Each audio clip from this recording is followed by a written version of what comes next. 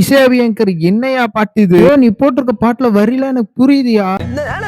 இப்பதான் மக்களே Sai அபியங்கரோட 6th independence song ஆன ரதிமா சாங் வந்து பாத்துட்டு வந்தேன். கூட பயப்பட்டேன், என்னடா நல்லா இருப்போட இது நல்லா இருக்குமோ அப்படின்னு பயப்பட்டு இருந்தேன். ஆனா அந்த மாதிரி எதுவும் நடக்கல.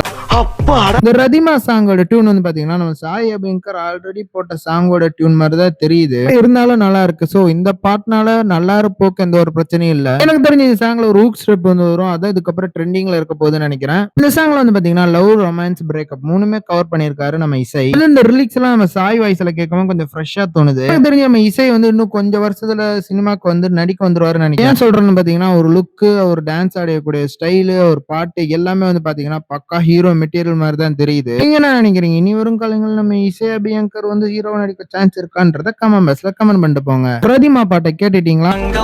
பையன் நானு என்ன தாண்டி உனக்கு உன்னை பங்கமாக பார்த்துப்பேன்னு தெரியாது.